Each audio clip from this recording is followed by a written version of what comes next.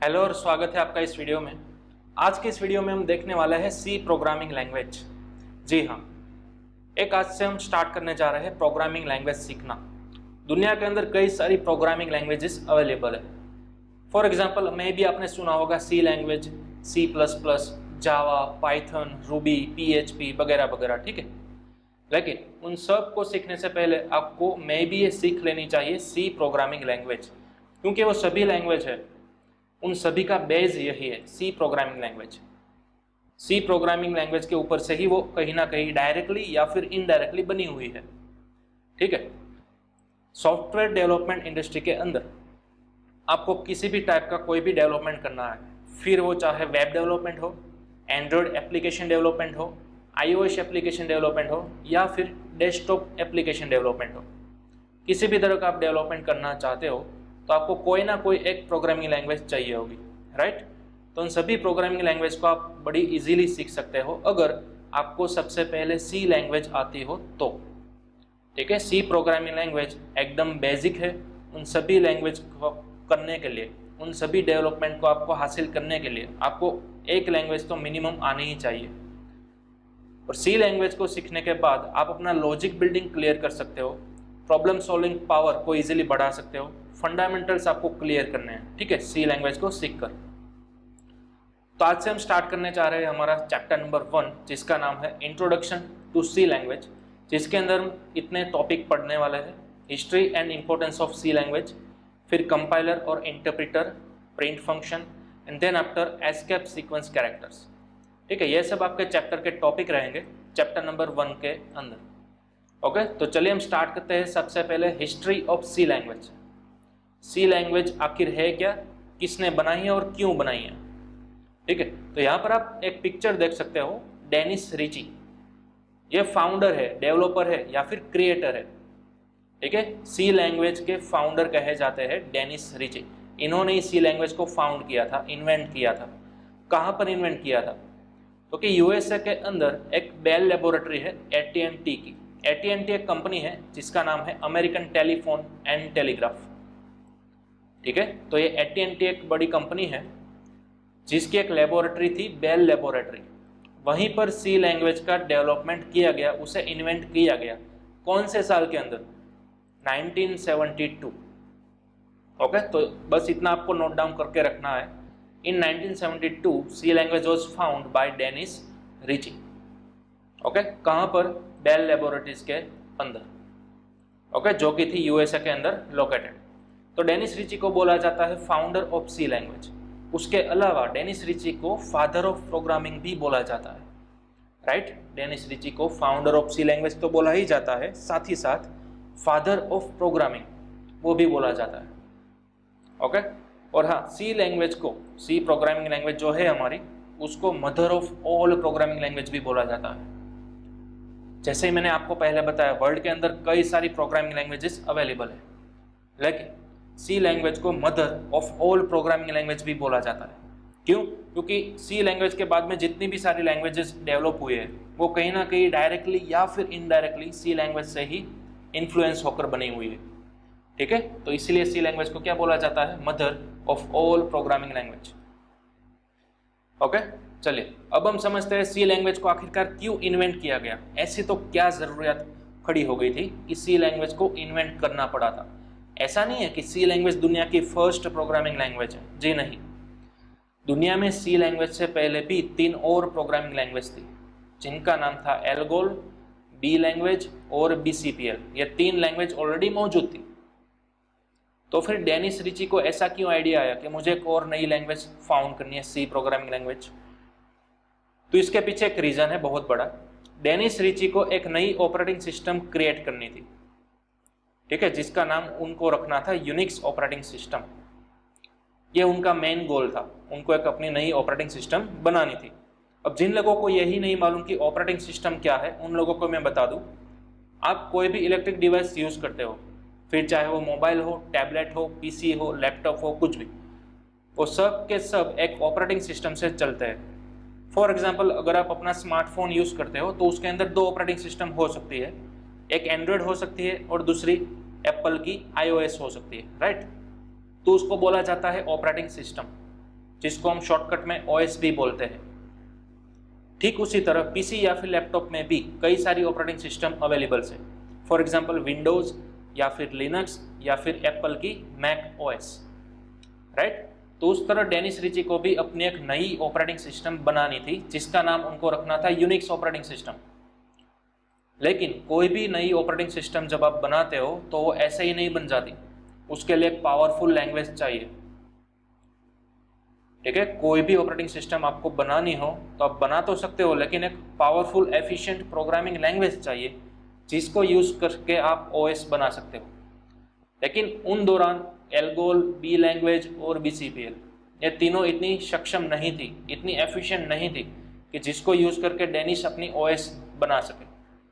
तो इसलिए डेनिस ने सबसे पहले क्या किया, एक नई प्रोग्रामिंग लैंग्वेज बना डाली, सी प्रोग्रामिंग लैंग्वेज। ठीक है, क्यों? क्योंकि बी और BCPL या फिर एल्गोल इन तीनों में से कोई भी इतनी एफिशिएंट प्रोग्रामिंग लैंग्वेज नहीं थी जिसकी मदद से वो अपनी नई OS बना सके। इसलिए सबसे पहले इन्होंने इन्वेंट किया सी प्रोग्रामिंग लैंग्वेज को। सी प्रोग्रामिंग लैंग्वेज को जैसे ही उन्होंने बनाया, फाउंड किया, देन आफ्टर सी लैंग्वेज की मदद से उन्होंने यूनिक्स ऑपरेटिंग सिस्टम बना डाली। ओके, ये था इसका ऑफिशियल रीजन कि सी लैंग्वेज को आखिरकार क्यों इन्वेंट करना पड़ा था। तो कि डेनिस को एक नई OS बनानी थी जिसका नाम था यूनिक्स ऑपरेटिंग सिस्टम। ओके, तो इस तरह से सी लैंग्वेज का फाउंडेशन किया गया, सी लैंग्वेज को इन्वेंट किया गया इन 1972 बाय डेनिस रिची। ठीक है, कहाँ पर?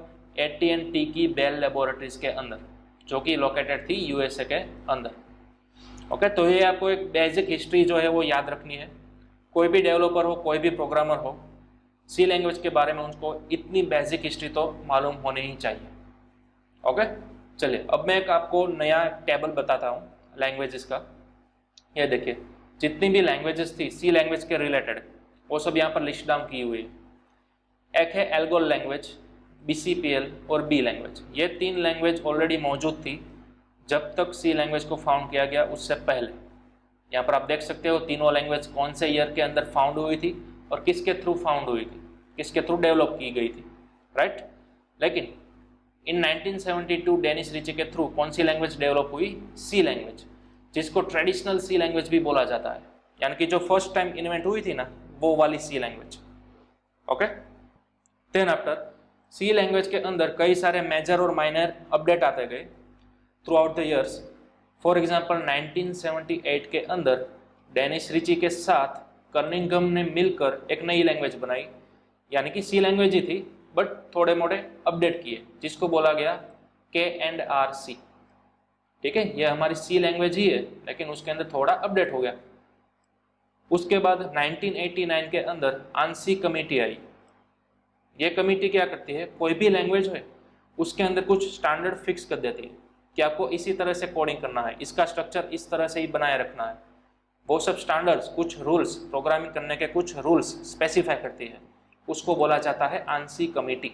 एक ग्रुप होता है डेवलपर्स का। ठीक है, तो उन्होंने सी लैंग्वेज के अंदर कुछ अपने आंसी के स्टैंडर्ड्स डाल दिए, ऐड कर दिए। तो फिर अब लैंग्वेज को बोला जाने लगा आंसी सी। ओके, इन 1989 फिर आई एक और ISO कमेटी, कुछ ने अपने कुछ स्टैंडर्ड स्पेसिफाई किए, ऐड किए। फिर लैंग्वेज को बोला जाने लगा आंसी ISO सी लैंग्वेज। फिर 1999 के अंदर C99 का वर्जन आया। ठीक है, तो इस तरह से C language throughout the years update होता गया। फिलहाल लेटेस्ट जो वर्जन चल रहा है वो है आपका C18, यानी कि 2018 के अंदर आपका सी लैंग्वेज का लेटेस्ट वर्जन आया था, जिसको बोला जाता है C18। 1990 के अंदर कौन सा आया था? C99। तो इसलिए इसी तरह से 2018 के अंदर आपका कौन सा वर्जन आया है? C18। ठीक है, फिलहाल अगर मैं बात करूँ 2020 की, तो 2020 जैसे ही खत्म होगा उसके बाद आपका एक नया वर्जन एक और आने वाला है जिसका नाम होगा C20 सी लैंग्वेज। ठीक है, तो आप कोई भी वर्जन सीख सकते हो, लेकिन अगर आप ये फर्स्ट वर्जन सीखते हो आंसी सी 1989 वाला, जो कि एक फर्स्ट स्टेबल वर्जन था सी लैंग्वेज का। ठीक है, ये हमारा ओरिजिनल सी भी कहा जाता है। तो थ्रू आउट द सिलेबस हम यही सी लैंग्वेज को पढ़ने वाला है, 1989 वाला आंसी सी। आप अभी मार्केट के अंदर कोई भी बुक खरीदोगे ऑनलाइन या फिर ऑफलाइन, सी लैंग्वेज की कोई भी बुक खरीदोगे तो उस बुक के कवर पेज के ऊपर आपको लिखा होगा सी लैंग्वेज, या फिर आपने कई बार देखा होगा आंसी सी, राइट। बुक के फ्रंट कवर पेज पर आपको ये भी देखने को मिलेगा आंसी सी। तो वो कौन सी लैंग्वेज की बात कर रहे हैं? फर्स्ट स्टेबल वर्जन जो ऑफिशियल आया था सी लैंग्वेज का, उसी की बात कर रहे हैं। और वो हम यही लैंग्वेज सीखने वाला है, यही वर्जन सीखने वाला है, ठीक है। इस लैंग्वेज का फायदा क्या होगा, एडवांटेज क्या होगा? मेन हम सी लैंग्वेज अगर स्टडी कर लेते हैं जिसको बोला जाता है आंसी सी, तो उसके बाद आने वाला हर एक वर्जन आप इजीली अंडरस्टैंड कर सकोगे, क्योंकि कुछ ही छोटे मोटे अपडेट होते हैं, कुछ छोटे मोटे सिंटेक्स के मॉडिफिकेशन होते हैं, वो हम आगे चलकर देखेंगे, ठीक है। तो थ्रू आउट द सिलेबस अब हम क्या पढ़ने वाले हैं? आंसी सी लैंग्वेज, जो कि हमारी फर्स्ट 1989 में आने वाली स्टेबल वर्जन था सी लैंग्वेज का। ओके, तो वो हम आज से स्टार्ट करने वाले हैं। ओके, तो आप चाहे तो इन टेबल का स्क्रीनशॉट ले सकते हो, इसे नोट डाउन कर सकते हो, राइट। उसके बाद जो हमने पहले जो हिस्ट्री देखी सी लैंग्वेज की, उसका भी आप स्क्रीनशॉट या फिर नोट डाउन कर सकते हो। ओके, तो सिंपल हमें बेसिक ओवरऑल हिस्ट्री याद रखनी है। इन 1972 डेनिस रिची ने फाउंड किया था सी लैंग्वेज, कहाँ पर? AT&T की बेल लेबोरेटरीज के अंदर, राइट। किस लिए फाउंड किया था? रीज़न क्या था? क्योंकि उनको एक अपनी नई OS बनानी थी जिसका नाम था यूनिक्स OS, इसलिए उन्होंने सबसे पहले सी लैंग्वेज को बनाया। देन आफ्टर सी लैंग्वेज की मदद से उन्होंने बना डाला यूनिक्स ऑपरेटिंग सिस्टम। ओके, अब जिन लोगों को नहीं मालूम यूनिक्स ऑपरेटिंग सिस्टम क्या है, वो यूनिक्स के जनरली मेजर दो पार्ट आते हैं, दो सब टाइप आते हैं यूनिक्स के अंदर। एक आता है लिनक्स और दूसरा आता है Mac OS, right. Mac OS यानी कि आपके जो एप्पल के सिस्टम होते हैं ना, मैक OS जो एप्पल के PC के अंदर चलते हैं, उसको बोला जाता है Mac operating system. Then after Unix का एक और पार्ट आता है जिसको बोला जाता है लिनक्स। माइट भी आपने लिनक्स का नाम सुना होगा। लिनक्स के अंदर कई सारे डिस्ट्रीब्यूटिंग ऑपरेटिंग सिस्टम्स अवेलेबल है, for example Ubuntu, Kali Linux, Red Hat, right. इन सब में से आपने कोई ना कोई नाम तो सुना ही होगा। तो वो लिनक्स है, वो किसका सब पार्ट है? यूनिक्स का। तो आप अंदाज़ा लगा सकते हो यूनिक्स ऑपरेटिंग सिस्टम कितनी बड़ी है, इसका इकोसिस्टम, जिसके अंदर लिनक्स भी आता है और साथ ही साथ मैक OS भी आता है, ठीक है।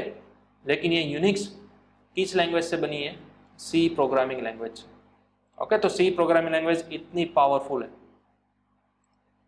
समझ रहे हो? तो यह था सी लैंग्वेज का इंपॉर्टेंस। अगर मैं रियल लाइफ की बात करूं, आप अपने घर से बाहर निकलते हो, फॉर एग्जांपल किसी शॉपिंग मॉल में जाते हो, तो वहाँ पर आपको सीढ़ियाँ देखने को मिलती है, राइट।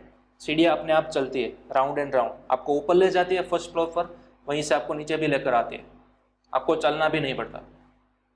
तो वो किसकी मदद से डिज़ाइन किया जाता है, किसकी मदद से डेवलप किया जाता है? उसके पीछे भी कोई ना कोई प्रोग्रामिंग लैंग्वेज तो होगी ही होगी, राइट। आप अपने PC को टर्न ऑफ करते हो, टर्न ऑन करते हो, माउस से या फिर कीबोर्ड से कुछ इनपुट लगाते हो, अपने PC से कुछ कहना चाहते हो, कम्युनिकेट करना चाहते हो, तो किसकी मदद से? हम हार्डवेयर की मदद से करते हैं, फॉर एग्जाम्पल कीबोर्ड या फिर हमारा माउस। लेकिन उसके पीछे बैकएंड में कौन सी लैंग्वेज चलती है? कोई ना कोई एक प्रोग्रामिंग लैंग्वेज तो होती ही होती है।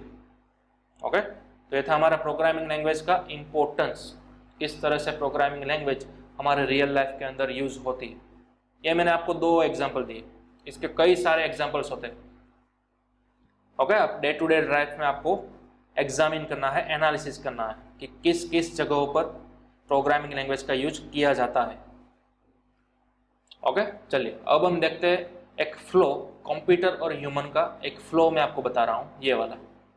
यहाँ पर हम डिटेल के अंदर बात करने वाले हैं आज कि एग्जैक्टली यूजर और PC या फिर कोई भी मशीन हो, कोई भी इलेक्ट्रिक डिवाइस हो, उन दोनों के बीच कम्युनिकेशन किस तरह से होता है, वो आज हम डिटेल के अंदर देखने वाले हैं। ये देखिए, सबसे पहले यहाँ पर हम है कोई यूजर, कोई ऑपरेटर जो कि कम्युनिकेट करने की ट्राई कर रहा है, किसके साथ? कोई मशीन के साथ। यहाँ पर PC हो सकता है, कोई टैबलेट, कोई मोबाइल डिवाइस, कुछ भी हो सकता है, राइट। ओके, तो अब यूजर है, यानी कि सपोज इमेजिन कर लीजिए फिलहाल हम ही हैं, हम PC से कुछ कह रहे हैं, for example hello, how are you. हमने PC से क्या आस्क किया? Hello, how are you. तो क्या PC हमें रिटर्न बैक आंसर देगा? नहीं देगा। क्यों? मशीन जो है वो कौन सी लैंग्वेज समझता है? वो इंग्लिश थोड़ी ना समझता है, वो ना ही हिंदी समझता है, ना ही कोई और रीजनल लैंग्वेज समझता है। मशीन कभी भी हमारी लैंग्वेज नहीं समझता है, मशीन सिर्फ एक ही लैंग्वेज समझता है जिसको बोला जाता है मशीन लैंग्वेज या फिर बाइनरी लैंग्वेज। क्या बोला जाता है? मशीन लैंग्वेज या फिर बाइनरी लैंग्वेज। ओके, अगर यूजर ये कहता है शट डाउन, यूजर अपने मुंह में से ये बोलता है शट डाउन, तो क्या मशीन शट डाउन हो जाता है? नहीं। क्यों? क्यों? मशीन हमारी लैंग्वेज जो है वो अंडरस्टैंड नहीं कर रहा है। फिर चाहे हम हिंदी में बोले या फिर इंग्लिश में बोले, मशीन हमारी लैंग्वेज अंडरस्टैंड करने ही नहीं वाला है, क्योंकि वो तो एक ही लैंग्वेज समझता है, बाइनरी लैंग्वेज। तब सवाल ये आता है बाइनरी लैंग्वेज किस अल्फ़ाबेट से, किस न्यूमेरिक डिजिट से बनी हुई होगी। फॉर एग्जाम्पल अगर हम हमारी लैंग्वेज की बात करें, फॉर एग्जाम्पल इंग्लिश, तो इंग्लिश किस किस कीवर्ड से बनी हुई है, कौन से डिजिट से बनी हुई है, तो हम सबको मालूम है, अल्फ़ाबेटिक, फिर न्यूमेरिकल 0 to 9, ठीक है, अल्फ़ाबेटिक में A to Z, कुछ सिंबल्स, इन सभी से मिली हुई है, उन सब से बनी कर आई हुई है हमारी इंग्लिश लैंग्वेज। लेकिन मशीन इंग्लिश लैंग्वेज को नहीं समझता है, मशीन ओनली समझता है बाइनरी लैंग्वेज को। तो बाइनरी लैंग्वेज किससे बनी है? तो खास ध्यान रखिएगा, बाइनरी लैंग्वेज सिर्फ 2 ही कैरेक्टर से बनी हुई है, एक 0 और एक 1, ठीक है, 0 और 1 सिर्फ 2 ही कैरेक्टर आएंगे, उस लैंग्वेज को बोला जाता है बाइनरी या फिर मशीन लैंग्वेज। ध्यान रखिएगा खास, बाइनरी लैंग्वेज या फिर मशीन लैंग्वेज सिर्फ 2 ही कैरेक्टर से बनी है, 2 ही डिजिट से बनी है, जिसको बोला जाता है 0 और 1। यहाँ पर आप नीचे देख सकते हो, एक मैसेज आपको मिल रहा है 01101 करके, ठीक है, कुछ लंबा सा मैसेज है। वो पूरा मैसेज किससे बना है? ओनली 0 और 1 से ही बना है, वो कुछ भी हो सकता है। तो क्या आप मैसेज को रीड कर पा रहे हो? आप इस मैसेज को समझ पा रहे हो? क्या लिखा हुआ है वो 01111? नहीं समझ पा रहे हैं ना। क्यों? क्योंकि हमें 0 और 1 से बना हुआ मैसेज अंडरस्टैंड नहीं हो पा रहा है। हमें तो क्या चाहिए एज ए यूज़र? कोई इंग्लिश में लिखा हुआ मैसेज चाहिए, राइट, तो हम समझ पाएंगे। तो ठीक उसी तरह मशीन जो है वो इंग्लिश में नहीं समझ पा रहा है, मशीन सिर्फ यही भाषा समझता है, 0 और 1 से बनी हुई बाइनरी लैंग्वेज। ये क्या लिखा हुआ है 0 और 1 हम नहीं समझ पा रहे हैं, लेकिन मशीन इजीली समझ पाएगा, ठीक है, क्योंकि हमने उसकी लैंग्वेज में बोला है, बाइनरी लैंग्वेज में बोला है। ओके, तो इस तरह हमारा कोई भी मशीन हो, कोई भी डिवाइस हो, वो सिर्फ एक ही लैंग्वेज को समझता है, बाइनरी लैंग्वेज, जो कि बनी हुई होगी 0 और 1 से। अंडरस्टैंड? ओके, तो अब सिनारियो कुछ इस तरह का है कि अगर हमें एज ए यूज़र पीसी के साथ या फिर कोई भी मशीन के साथ कम्युनिकेट करना है, तो फिर हमें क्या बोलना होगा? बाइनरी लैंग्वेज में इनपुट देना होगा। हमें मशीन के साथ बाइनरी लैंग्वेज के अंदर कम्युनिकेट करना होगा, तब जाकर मशीन हमारी लैंग्वेज अंडरस्टैंड कर पाएगा कि हम क्या बोलना चाह रहे हैं वो। Got it? ओके, लेकिन प्रॉब्लम क्या है? हमें थोड़ी ना बाइनरी लैंग्वेज आती है, हमें तो इंग्लिश लैंग्वेज आती है या फिर हिंदी लैंग्वेज आती है, हम तो उसी लैंग्वेज में बोलेंगे, हमें बाइनरी लैंग्वेज नहीं आती है, राइट। तो अब रोल आता है ट्रांसलेटर का। ये आप बीच में बॉक्स देख रहे हो, इसको बोला जाता है ट्रांसलेटर। ट्रांसलेटर का काम क्या है? वो यहाँ पर बीच में आ जाएगा। हम जो मैसेज पास कर रहे हैं वो सबसे पहले हम मैसेज पास करेंगे ट्रांसलेटर को। हम इंग्लिश में ही बोलेंगे, ठीक है, इंग्लिश में ही मैसेज को देंगे पीसी को, लेकिन डायरेक्ट अब हम पीसी को नहीं देंगे। अब हम सबसे पहले अपना मैसेज किसको पास आउट करेंगे? ट्रांसलेटर को पास आउट करेंगे। ट्रांसलेटर का काम क्या है? कन्वर्टर का। सपोज अगर हमने इंग्लिश लैंग्वेज में कुछ बोला है तो ट्रांसलेटर क्या करेगा? इंग्लिश लैंग्वेज को कन्वर्ट करेगा मशीन लैंग्वेज में, दैट्स ऑल। बीच में जो ट्रांसलेटर है वो क्या करेगा? हमारी कोई भी लैंग्वेज है उसको कन्वर्ट कर देगा बाइनरी लैंग्वेज में, जिसकी मदद से पीसी हमारा मैसेज अंडरस्टैंड कर सके, ठीक है। बस इतना सा काम है ट्रांसलेटर का। ट्रांसलेटर क्या करेगा? हमारा दिया गया हुआ इनपुट जो कोई भी भाषा में हो, कोई भी लैंग्वेज में हो, उसको कन्वर्ट कर देगा मशीन लैंग्वेज के अंदर। तो अब हम क्या करना है? हमें कोई भी मैसेज देना है, डायरेक्ट पीसी को नहीं देना है। हमें सबसे पहले अपना मैसेज किसको पास आउट करना है? ट्रांसलेटर को। वो कन्वर्ट कर देगा बाइनरी लैंग्वेज में और फिर आगे पास आउट कर देगा मशीन को, ठीक है। तो इस तरह से हमें कम्युनिकेट करना है आज के बाद मशीन के साथ, कोई भी सिस्टम के साथ। ओके, बीच में हमें ट्रांसलेटर चाहिए ही चाहिए, क्योंकि वो एक लैंग्वेज को दूसरी लैंग्वेज के अंदर कन्वर्ट कर देगा, राइट। ओके, अब वो 2 तरह से कन्वर्ट कर सकता है, या तो ट्रांसलेटर के अंदर इंटरप्रेटर होगा या फिर कंपाइलर होगा। इन दोनों का मतलब क्या है, राइट। या तो हमारे पास एज अ ट्रांसलेटर इंटरप्रेटर होगा या फिर कंपाइलर होगा। अब सपोज हमने एक फाइल बनाई है, यहाँ पर आप देख सकते हो ये फाइल हमने कोडिंग कर लिया, ठीक है। इमेजिन करो सी लैंग्वेज के अंदर हमने कुछ 3 लाइन का कोडिंग कर लिया है। ये हमने फाइल बना दी hello.c, फाइल का नाम क्या रख दिया hello.c। ओके, सपोज 3 लाइन का हमने कोडिंग किया है। अब ये हम फाइल किसको पास आउट करेंगे, ट्रांसलेटर को पास आउट करेंगे। ट्रांसलेटर ये क्या करेगा, तीनों लाइन को चेक करेगा, उनको कन्वर्ट करेगा बाइनरी के अंदर और फिर वो दे देगा मशीन को, जिसकी मदद से मशीन इजीली अंडरस्टैंड कर सके, राइट। लेकिन चलिए देखते हैं ट्रांसलेटर के अंदर क्या क्या होता है एग्जैक्टली। देखिए किसी भी लैंग्वेज के अंदर एज अ ट्रांसलेटर 2 चीज़ हो सकती है, या तो इंटरप्रेटर हो सकता है या तो कंपाइलर हो सकता है। अगर मैं बात करूं इंटरप्रेटर की, अगर ये बॉक्स के अंदर सिर्फ इंटरप्रेटर है तो क्या होगा, तो वो हमारी फाइल किस तरह से चेक करेगा। ये देखिए यहाँ पर मैंने नीचे लिखा हुआ है, इंटरप्रेटर क्या करता है, लाइन बाय लाइन स्कैनिंग करता है।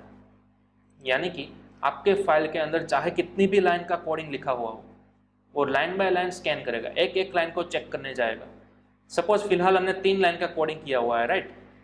तो इंटरप्रेटर क्या करेगा, सबसे पहले इस पहली लाइन को चेक करेगा, कोई एरर तो नहीं है। अगर कोई एरर नहीं होगी तो सक्सेस, और आगे बढ़ेगा दूसरी लाइन के पास। अब दूसरी लाइन को चेक करेगा, क्या यहाँ पर एरर है, अगर नहीं है तो वो आगे बढ़ेगा। अगर इन केस एरर यहाँ पर मिलती है दूसरी लाइन के अंदर तो वो आगे नहीं बढ़ेगा, तो वो तुरंत ही यूज़र को बोलेगा कि आपकी दूसरी लाइन के अंदर एरर है, उसको पहले सोल्व करो तभी जाकर मैं आगे बढ़ूंगा, अदरवाइज मैं आगे नहीं बढ़ूंगा, ठीक है। ये कौन कहता है, इंटरप्रेटर। इंटरप्रेटर क्या करता है, again line by line scan करता है आपके कोड को, जिस भी लाइन के अंदर उसको एरर मिलती है वो वहीं पर स्टॉप हो जाता है। वो यूज़र को तुरंत बोलता है कि पहले इस लाइन का एरर सोल्व करो तभी जाकर मैं नेक्स्ट वाली लाइन को चेक करूंगा, तभी तक मैं उसको चेक भी नहीं करूंगा, ठीक है। वो काम है इंटरप्रेटर का। ओके, चलिए अब इमेजिन करिए कि बीच में यहाँ पर हमारे पास एज अ ट्रांसलेटर कंपाइलर है, तो क्या होगा। कंपाइलर क्या करता है, पूरी फाइल को एक ही साथ स्कैन कर देता है। यह हमारी जो फाइल है उसके अंदर चाहे जितनी भी लाइन लिखी हुई है सभी को एक ही साथ पढ़ लेगा, सभी को एक साथ स्कैन कर लेगा, और लास्ट में यूज़र को समरी देगा कि भैया आपकी इस लाइन में, आपकी इस फाइल के अंदर इतनी इतनी लाइन नंबर के ऊपर ये वाली एरर है। वो पूरा जनरेट कर देगा समरी, कौन, कंपाइलर, ठीक है। तो कंपाइलर क्या करेगा, पूरी की पूरी फाइल को स्कैन करेगा लाइन बाय लाइन, जिस भी लाइन में एरर आती है तो वो मैसेज रख लेगा अपने पास और आगे बढ़ जाएगा। उसी तरह सेम टू सेम सभी लाइन के साथ वो चेक करेगा, पूरी की पूरी फाइल चेक हो जाती है, फिर वो यूज़र को बोलेगा कि आपकी इन नंबर की लाइन के अंदर ये वाली एरर है, ठीक है। वो स्टॉप नहीं होगा, जिस भी लाइन के अंदर एरर आती है वो वहाँ पर स्टॉप नहीं होगा, बल्कि आगे बढ़ जाएगा नेक्स्ट लाइन के पास, ठीक है। तो इस तरह से काम करता है कंपाइलर। कंपाइलर क्या काम करेगा, पूरी फाइल को एक साथ स्कैन कर लेगा, उसके बाद यूज़र को बोलेगा कि इन लाइन के ऊपर आपकी एरर है। अगर एरर नहीं है तो वो सक्सेसफुली मशीन के अंदर रन हो जाएगी। ओके, तो ये था डिफरेंस हमारा इंटरप्रेटर और कंपाइलर का। दोबारा बीच में ट्रांसलेटर हमें चाहिए क्योंकि हमारी फाइल को हमें रन कराना है पीसी के अंदर, लेकिन हमारी फाइल लिखी हुई है सी लैंग्वेज के अंदर। हमारा जो पीसी है, हमारा जो मशीन है, वो सी लैंग्वेज को अंडरस्टैंड नहीं करता है, वो सिर्फ एक ही लैंग्वेज को अंडरस्टैंड करता है। कौन सी लैंग्वेज, मशीन लैंग्वेज या फिर बाइनरी लैंग्वेज, जो कि बनी हुई होगी 0 और 1 से। ओके, तो इसलिए हमें ट्रांसलेटर चाहिए हमारी लैंग्वेज को बाइनरी के अंदर कन्वर्ट करने के लिए। ट्रांसलेटर के पास, आपके पास 2 ऑप्शन है, या तो इंटरप्रेटर यूज करो या फिर कंपाइलर यूज करो एज अ ट्रांसलेटर, राइट। अगर हम इंटरप्रेटर यूज करेंगे तो क्या होगा, पूरी file line by line scan होगी, किसी एक लाइन के अंदर अगर एरर आती है तो वहां पर स्टॉप हो जाएगा, आगे नहीं बढ़ेगा। जबकि कंपाइलर हो तो क्या होगा, अगर कंपाइलर पूरी फाइल को स्कैन करेगा तो वो लास्ट में रिपोर्ट जनरेट करके देगा कि आपकी इन लाइन के अंदर ये वाली एरर है, उसको आपको सॉल्व करना है, वो बीच में कहीं पर भी स्टॉप नहीं होगा, ठीक है। तो ये एडवांटेज मिलेगा हमको कंपाइलर में। As compare to interpreter, compiler fast work out करता है जबकि इंटरप्रेटर थोड़ा सा स्लो वर्कआउट करता है।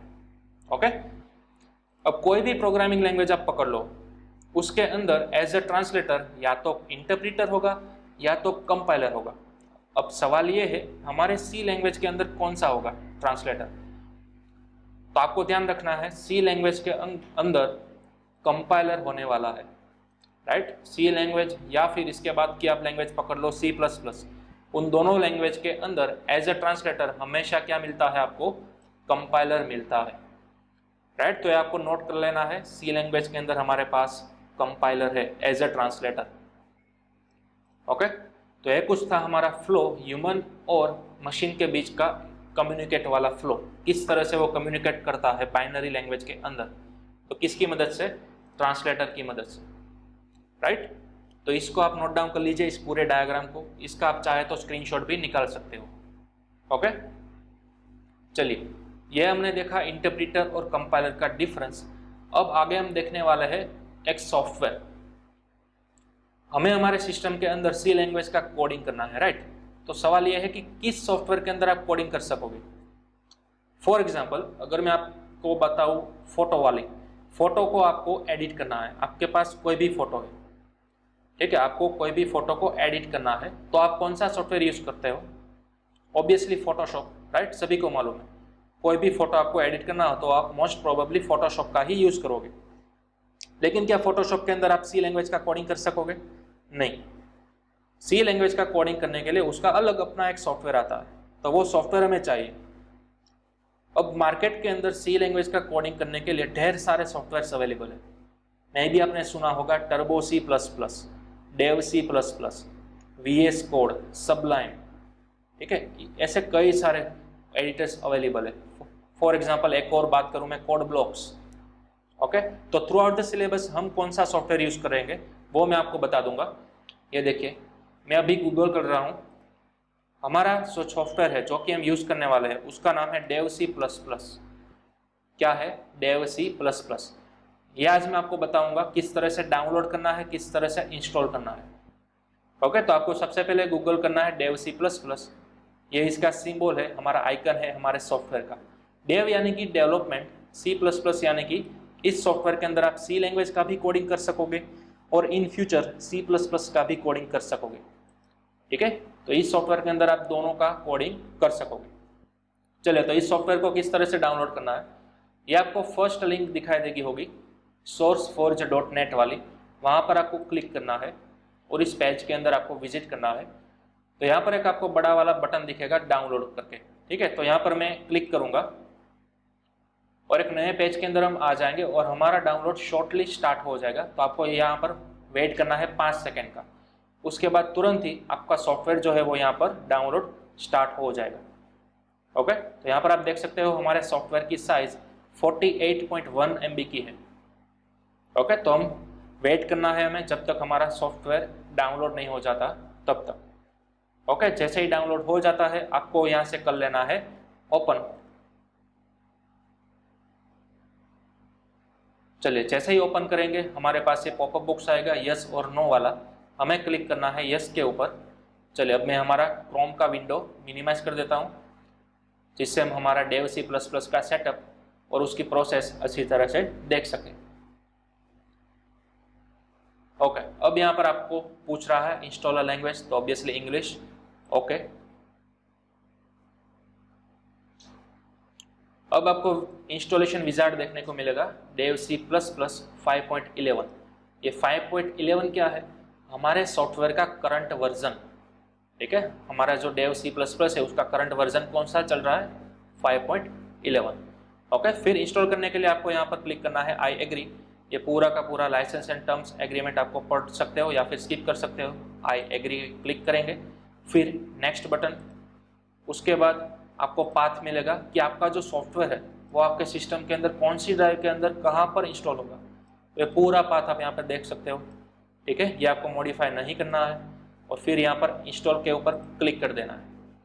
तो आप अभी प्रोसेस देख सकते हो, हमारा सब कुछ इंटरनल फाइल्स है वो इंस्टॉल हो रही है, ठीक है। तो आपके सिस्टम के स्पेसिफिकेशन के अनुसार आपको थोड़ा सा वेट करना होगा जब तक आपका ये डेव C++ का इंस्टॉलेशन प्रोसेस एंड नहीं हो जाता तब तक। ओके,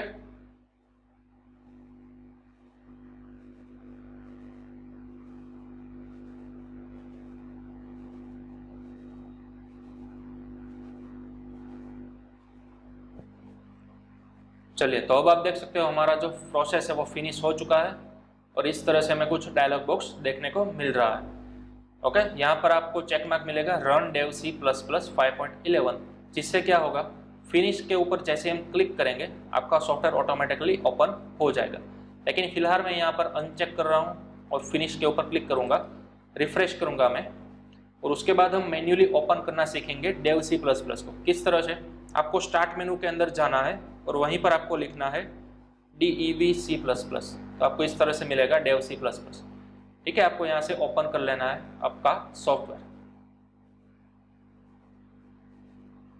ओके, जैसे ही first time Dev C++ open होगा आपको इस तरह की विंडो देखने को मिलेगी, जहाँ पर आपको लैंग्वेज सिलेक्ट करनी है इंग्लिश और फिर क्लिक कर देना है नेक्स्ट, उसके बाद अगेन नेक्स्ट। आप चाहो तो यहाँ पर पूरे फॉन्ट की फैमिली बदल सकते हो।